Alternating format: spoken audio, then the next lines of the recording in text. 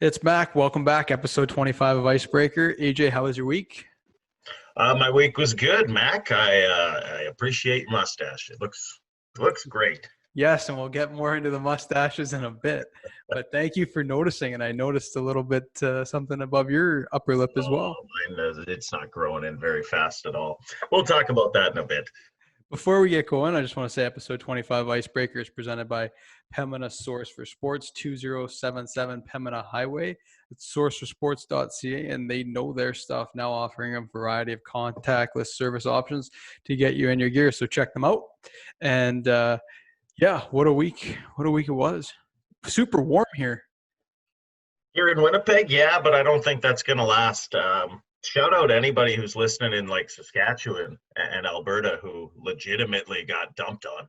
Yeah, That system looked really gnarly. that's true. Right off the top, did you see any of the college ball on Saturday? Well, I had to. I had to tune in for SNL at 10:30, and it was double overtime in one of these historic college ball games. That was man, what a good finish to it too. Crazy finish, but then the stadium crowded the field. Well, and that was the thing. So, do you have the number on it? I don't actually I remember. don't, but it was Clemson had packed. won how many straight? They had won 32 or 36. It was somewhere in that area. Um, Notre Dame knocks them out in double overtime. And I don't even know how many people were allowed in that stadium, but somehow there were 1.5 million football fans on the field I after the know. game. I know. Like crazy. It's just, in my opinion, not a great look at the moment, but I understand the sheer joy of what happened that night.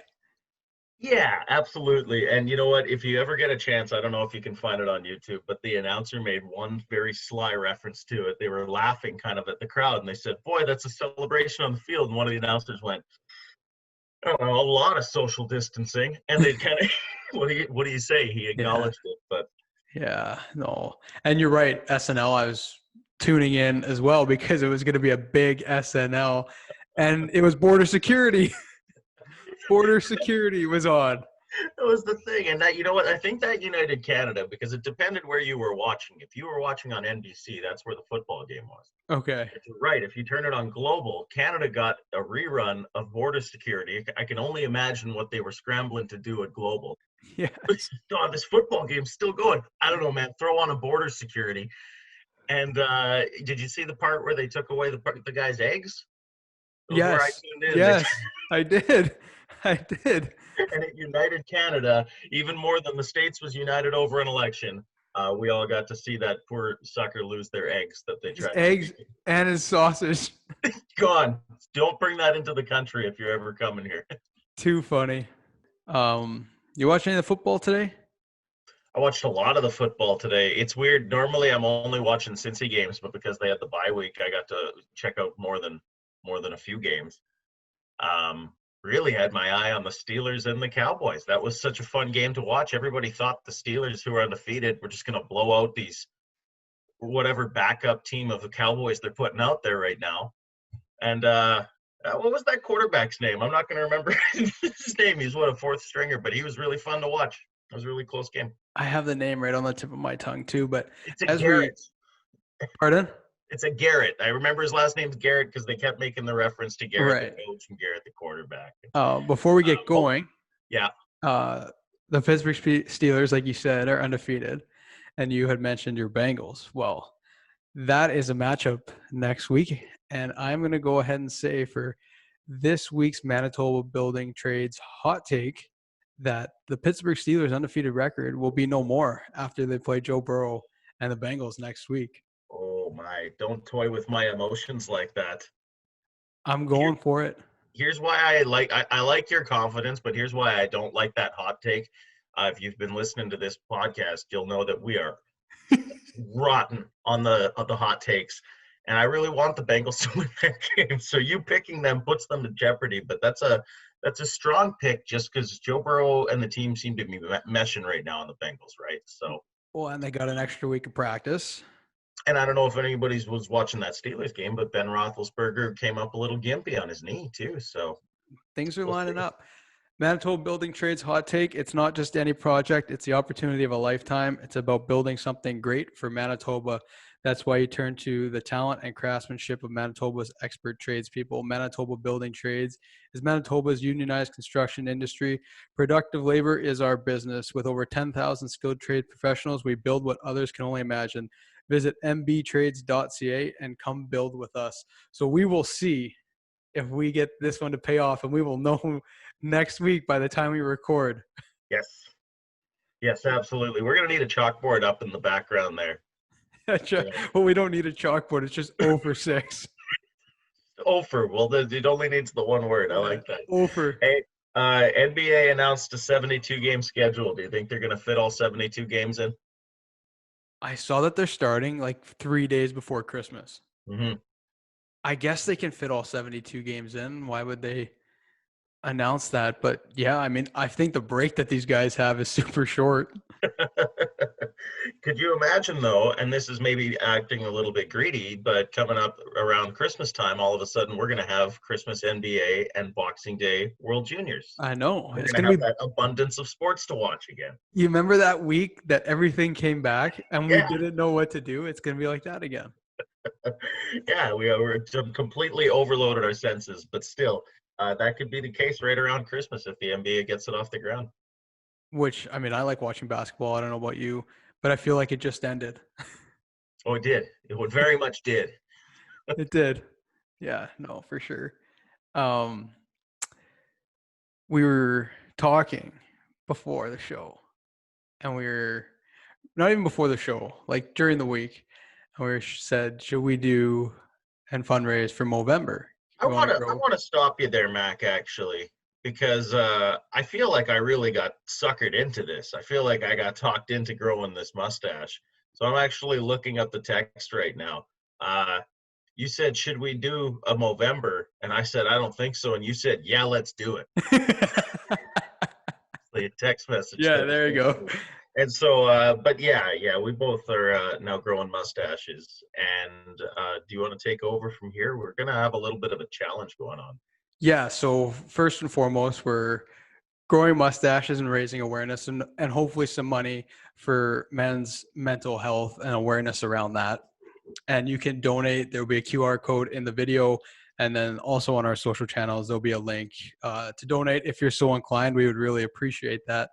But yes, the challenge that you have mentioned is that we're going to set our goal right now, as of this is technically week 1 for us, Yeah. at $500. And if we get to $500, what happens? Well, you know what you said you said you would scrounge up some goalie equipment, and if we make it to $500, we'll get out on the rink. I'll wear the goalie pads, and Mac, I'll let you crack some shots at me. You know a thing or two about playing hockey. I don't. I'm definitely not the athletic type, but I think I'll take some shots for men's mental health. But I please, if you're listening to this, please donate and get us to $500 because I'm very, very much looking forward to be able to do that. Would you be wearing skates or not skates? I didn't think about it. Can you wear just normal skates when you're wearing goalie pads? Yeah, you Or can do you do need the that. short ones, the short No, skates? you can wear the normal ones. You know what? Then I'm on skates, buddy, for sure. Yeah, and then we'll film this. Yeah, We'll put it out. yeah. And We're gonna have. I think we can distance. Listen, man, you could shoot from the hash marks, and I'm pretty sure I'm not gonna stop it. So, yeah, we'll get a bucket of pucks. We'll get the equipment. We'll get out to the rink. $500 is what we're putting on that. And then if we go any higher than that, oh God. we'll cross that bridge when we get there. Yeah. I have another question for you that we have not talked about, but it just popped into my head. Yeah. At the end of Movember, Yeah. we post both our selfies on the Icebreaker Show social media accounts. Okay. And we say whose Mo is better. And the loser then donates a portion that we can come up with at a later time. But the loser donates after that. Adds a little bit more to the total. Oh, wow. That's a betting man's game. I've never seen you. Here's why I don't like it. If you're listening, you can't see Mac's evil grin. he's seen me full beard, and I've never seen you with a mustache. So I'm assuming that you're going to grow a big Lanny McDonald No, you're patch giving me too much credit. right on the upper lip. Yeah, you know what? Well, I'd be willing to do that. Absolutely, we'll put a little side bet going. 2 bets now, and after you talk me into Movember, Yes. it's been a heck of a After week. we decided together to do Movember. So once again, you can go check it out on Icebreaker Show with 2Ws, Twitter, Facebook, Instagram. The link is there. And then also if you're watching on YouTube, the QR code is in the bottom right of your screen, and just scan that with your phone, and you get on there, donate if you're so inclined. We would really appreciate that. And I would love to shoot some pucks at AJ. So please help me do that. Great guest on the show today, Winnipeg Ice head coach James Patrick. Played a long time in the National Hockey League, then was an assistant coach in the National Hockey League for 11 seasons, and now currently, as I mentioned, is the head coach of the Winnipeg Ice. So without further ado, joined by the head coach of the Winnipeg Ice, James Patrick. Thanks for taking the time. My pleasure. I've got plenty of it these days. I guess we'll jump right into it. You played 20 plus years in the NHL. Against a lot of good players. Who do you remember most as being one or two of the best? The hardest player for me to play against was Mario Lemieux. Of the places I played, 10 years in New York, all 10 were, Pittsburgh was the same division. You play those teams 7 times a year. And then even my last 6 years playing in Buffalo, Mario made his comeback and played maybe 2 or 3 of those years against him. And one of them, to talk about what an incredible player, but in Buffalo, we were leading game 6, playing Pittsburgh. Mario tied it up with the goalie pulled. I'll never forget this goal because it was the second round, and you win the second round, you're going to the semifinals. But they pulled their goalie, and Mario scored with about 20 seconds left, tied it, and then we lost in overtime in Game 7 when Darius Kasparaitis scored the winner, and it was Dominic Hasek's last year in Buffalo, and we had Dougie Gilmore, and we had brought him in. We had a real good team with Pekka and just a number of good players, but we felt we had a chance, and so even at the end of my career, but certainly at the beginning, and when Mario was in his prime, he was virtually unstoppable. And I used to play a lot against him. For some of those years would get the top matchups, and I can remember playing him as one-on-one as good as possible and playing tight and not giving him any room, and then he would still find a way to reach around you with his 6'5" reach and make a pass to someone who would get a scoring chance or goal. You would back off, you'd say, okay, I'm going to not play him so tight, and he would drive wide, pull up and take a slap shot and score. He could beat you in any way. He was so strong on the puck. He was deceptively fast. He was incredibly shifty. He had incredible vision. So I would, in my era, Gretzky, I think, deserves the right to be called the greatest player ever, and with what he did. But at the peak of their talents, I don't know if anyone could reach, how good Mario really was with that size, that speed, that strength, that vision, that shot. I remembered stories of center icemen who would, Mario would lose the draw. Like he would let the other center win it. But then when it was an important draw that, he had to win it, he would beat you so clean or so quickly. Or then, he'd almost set you up most of the night. He didn't care about his face-off stats, but he'd let you win them. Then late in the game, as you're trying to win it, he'd poke it through your legs, step forward, pass it in front, and you'd get beat in a lot of different ways. So a lot of stories about him, and obviously cancer affected his career, but he was, in my era, and I was fortunate, when you play that long, you play against, I was able to play against Brian Trottier and Mike Bossy and Marcel Dion and great guys at the end of that era. And then you came into the Gretzky Messier The Edmonton, the Calgary, when Calgary had phenomenal teams and a lot of depth, when the Jets, when Howard Chuck was in his prime, great players. And Mario came, into that era. And then, at the end of my career, Joe Sakic and Forsberg and, at Forsberg, talk about a guy hard to play against in his prime. Mario's the greatest I ever played against. Forsberg might have been the strongest player on the puck and the smartest player. So I was fortunate to play, not so fortunate sometimes, but I guess it was a challenge, put it that way. And I know in conversations that we've had, Jaromir Jagr's often come up as one of those players as well. Yeah. I mean, I put him right beside Mario. And I just think, what Mario did for the game, did for Pittsburgh. But Jagr, people think about Jagr when he was 40. I mean, I think he played till 45. Go back and watch NHL. him. Go and watch him when he was 25. And watch him compared to everyone else.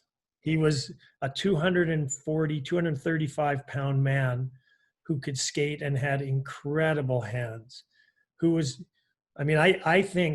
I believe Jaromir Jagr is responsible for the biggest shift in the game in the last 30 years, and that was the collapse that everyone plays now. And I just know that he was so unstoppable down low. One guy could not handle him. One defenseman could not handle him. That you had to outnumber him. And I know I can't remember what year it was, 2000, 2001, 2002, in that era. In Buffalo, we just, our coaches just said, we don't care about covering the points. We're bringing all, and when we play Jagr, we want our winger coming right down low. We want our center and defenseman trying to check.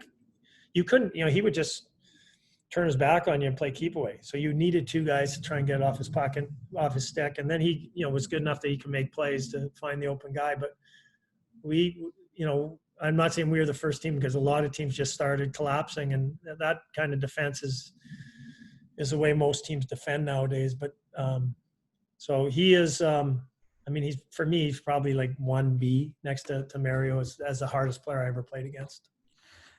And if you look back, and I don't know if you want to single anybody out, but the best defense partner you had, or the person you had the most chemistry with over your career? Yeah, that's a good one. And I had a lot. When you play that long, I had my best years of my career I played with Mark Hardy in New York. We played, I think we played about 3 years together, but it was when I had my best years, when I was at my best, or I was in my prime. That's like 87, 88, 80, 89, those years. My first partner was Tommy Laidlaw, and played with him for about 2 years. And a real underrated, good player, big defensive defenseman. I loved playing with him, and kind of my first 2 years feeling my way around the league.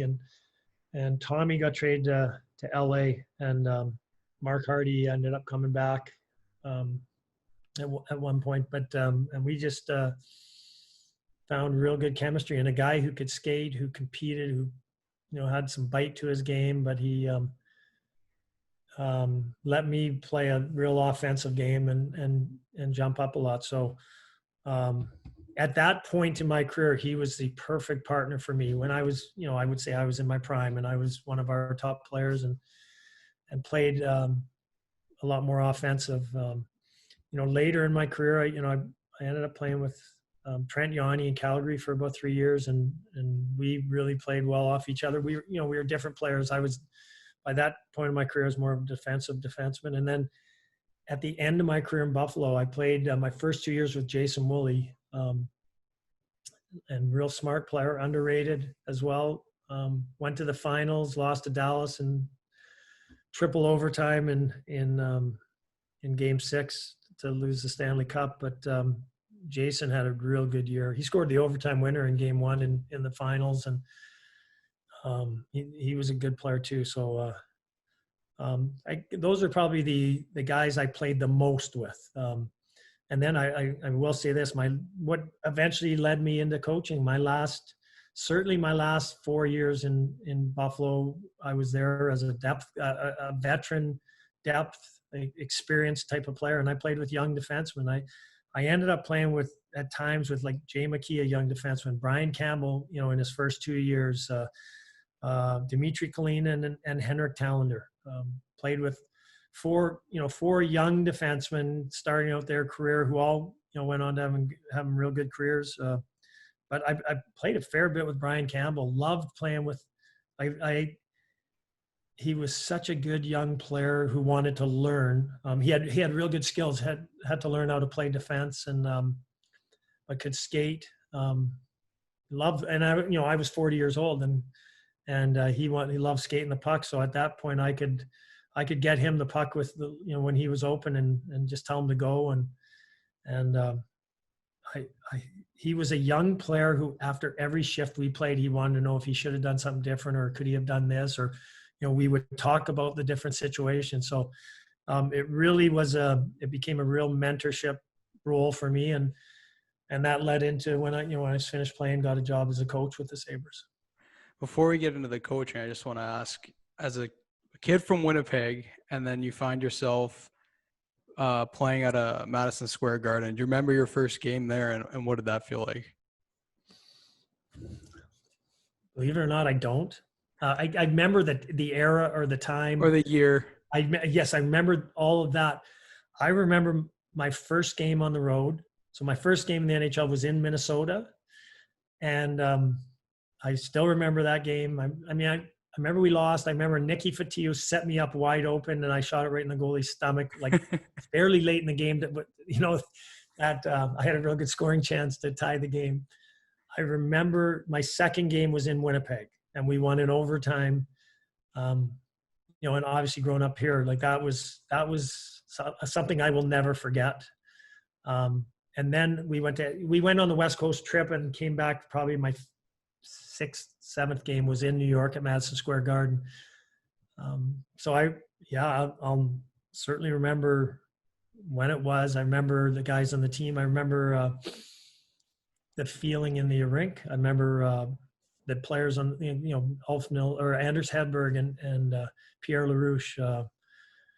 I remember all the players, Barry Beck and Ron Greschner and Ray Rutsalainen. I remember the team we had. We played really well. I played the last 12 games of the year and then played the playoffs. We lost in last game of the first round. The Islanders beat us in double overtime, and they ended up going to the final. So,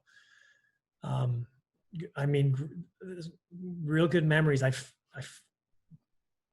loved that. It was 1984, and it was we had a good team, a real good bunch of guys. But to play in Madison Square Garden, my whole time playing there was an experience. It was, for the most part, it was awesome. It was they were incredibly vocal, incredibly honest fans that they could boo you just as easy as they could cheer you, and you did hear it.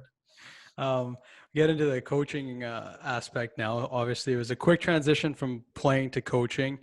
And I guess the first year into the second year, how did that go? When I started coaching, it was the toughest thing I had was I'd played with 12 of the guys on the Sabres, and now I'm an assistant coach. And it was like it wasn't an issue, but for me it was I still had that itch to play. I still had that, and I would jump in, be an extra guy in drills and practice. We on game day you had skate with the extra players. I love doing that. I think the first thing I realized as going from a player to a coach was, and I didn't realize that as a player, is all a coach wants to do is, how can I help the player? How can I help him play better? How, the better he plays, the better our team plays. So, everything I'm doing is to try and help you. And I think I tried to pass that on. I think I tried to pass on my experiences with coaches, good and bad, and what I learned over my career to how I was going to interact with the players and treat them. It did go great. That first year as an assistant coach, we actually won our first 12 games. So So as an assistant coach, I'm on the bench, and it was like, I think we're going to win every game. And we ended up having a real good year. Chris Drury and Danny Briere had fantastic years, and we had a lot of depth in Ryan Miller played well. We went to the semifinals, and Ottawa beat us and went to the finals. So that was the first year of coaching. It was I learned a ton. No matter what as a player, that you learn all the way. And guys have opinions, but you have to learn what's most important. How to teach, how to interact, how to break down video. Your life as a coach, the hours you put in, the amount of time studying video. That was all new to me, and had to learn it. Yeah, it was. I was real fortunate the way it worked out. That Lindy, a former teammate who brought me in as a player to Buffalo. We played together in New York and had a relationship. But he certainly, was and still is a mentor. But definitely helped me so much that first year. And you've obviously learned a lot along the way. Assistant coach for 11 years and now head coaching the Western Hockey League, the Winnipeg Ice. What do you love so much about coaching the junior age players? I think, I've liked the whole journey of coaching the whole way has been fantastic. I was able to develop some great relationships with NHL players, and especially, coaching, being an assistant coach and coaching the defense, you get real close to them. I just found coming to junior, it's a way deeper relationship you have. It goes beyond just talking about hockey and teaching hockey. It's away from the rink. It's trying to develop the complete person, trying to develop young men moving forward in the world, whether they're going to be hockey players or not. That's a big part of it. I just think the relationships go way deeper. The desire to learn is across the board from every kid. It's so fun. It is, even at this level, it's a business, and it's for us, it's about developing your players, developing your team, and trying to build a winner. And I think it's the same thing at the NHL level, but there is more of the business side involved there. So you take that away a bit here. I just have so much fun interacting with the players every day. It keeps you younger. It's fun, and they are so respectful. Like I said, I think certainly if you there's teaching, there's respect, there's accountability, there's lessons learned, and there's rules to follow. But I find I get, there's a lot of respect from them, and they want to learn. They're young, and they have to learn in so many different areas, so many things they haven't experienced yet. It's so fun to be a part of them experiencing firsts, whether it's a first game, it's a first goal, it's a first fight, it's a first big play. It's so fun to be a part of that. But then even, there's setbacks, and there's losses, and there's heartbreak along the way. But to be there as a mentor and a guide and a sounding board for the young players, it's so rewarding. It's more rewarding. That's probably the biggest thing compared to the NHL. And last one here for you. Last year, Peyton Krebs, one of the Ice players, went in the first round of Vegas, and then this past year, Connor McLennan went in the sixth round of Philadelphia. What's that like as their coach, to see them get rewarded for their hard work and kind of make that step to the next level?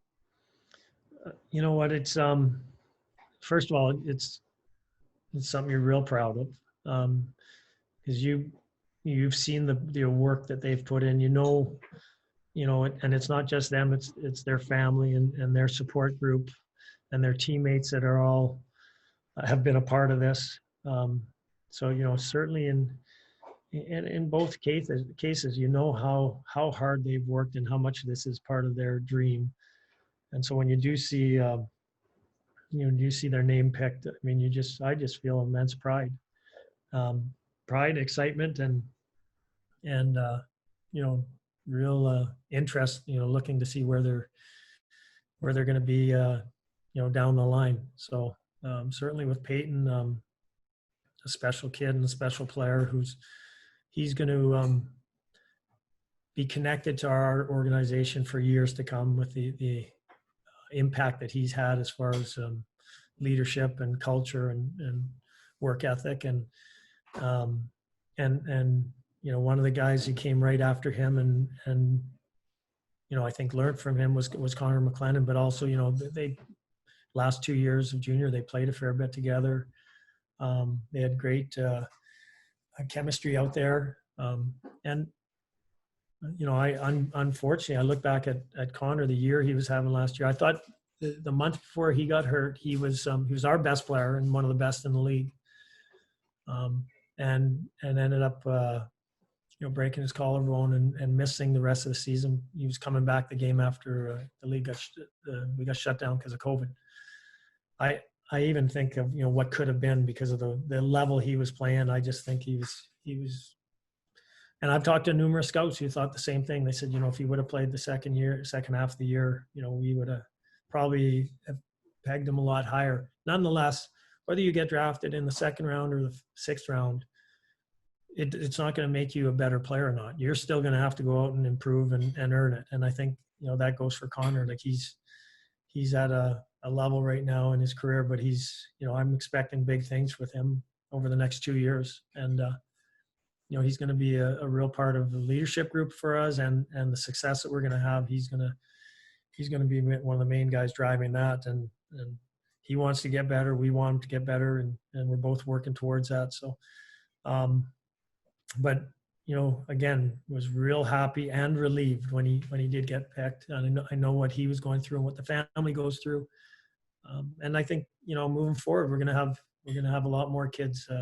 We're going to hear a lot more kids' names called over the next 2 or 3 years. It'll be fun. Yeah, couldn't agree more. Well, listen, Jeep, just want to thank you for taking the time to join the show. Okay, Mac, thank you. Thanks for having me, and hello to everyone out there. And that'll just about do it for episode 25 of Icebreaker. If you're able, please check out our Movember donation project and help me take some slap shots on AJ, but also help a great cause if you're able. Links on our social media channels at Icebreaker Show with 2 W's, and in the bottom right of the YouTube video is a QR code if you want to scan it. So we would appreciate that. I hope everybody has a great week, and we'll talk to you again next week.